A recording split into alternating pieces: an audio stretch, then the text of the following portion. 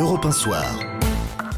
Le Monde selon Alexandre Adler. Bonsoir Alexandre. Bonsoir Nicolas. Les Italiens votent dimanche et lundi. En Italie, les sondages sont interdits depuis plusieurs jours, si bien que c'est assez difficile de prévoir ce qui va se passer. Mais la question que tout le monde se pose, c'est est-ce qu'il y a une chance quelconque que l'on assiste à un retour de Berlusconi ?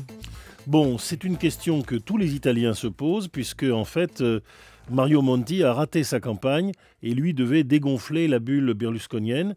Berlusconi n'a pas réussi la sienne, mais enfin, il est là. Et puis, il arrive encore à faire rire les Italiens. Il a promis de rembourser une partie des impôts en chèque ou en liquide.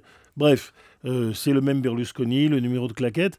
Il n'est pas impossible, en effet, que celui-ci soit en tête de la droite. Mais de là à pouvoir faire un gouvernement, parce qu'il y aura nécessairement une coalition, il y a fort heureusement de la marge. Alors on s'attend plutôt à quoi alors ? On s'attend peut-être à une chambre ingouvernable, puisqu'il y a deux démagogues de première bourre. Il y a Berlusconi à droite et il y a Beppe Grillo, on peine à dire à gauche, mais qui est une espèce d'anarcho-poujado-gauchiste. Comique. Comique autrefois, et moi il me fait pas rire, et qui prétend effectivement punir toute la classe politique, mais qui rassemble presque parfois 18, il y a des pics de 20% dans certains scrutins locaux. Espérons que cette fois-ci les Italiens se ressaisiront.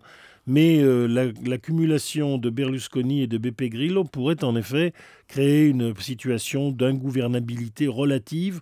On peut penser quand même que sur le fil du rasoir, la coalition en gestation de Mario Monti et de la gauche pourra à peu près gouverner. Et on verra ça donc lundi ou résultat mardi matin. Et mais là, tout se joue. Pardon. Les Européens, j'allais vous poser la question, Alexandre, les Européens, j'imagine, vous regardez tout ça de très près, parce que si l'Italie était ingouvernable, ce serait très très embêtant. Ce serait catastrophique, parce que c'est un Italien, Mario Draghi, qui nous a sortis de la crise de l'euro la plus grave, voici maintenant presque un an.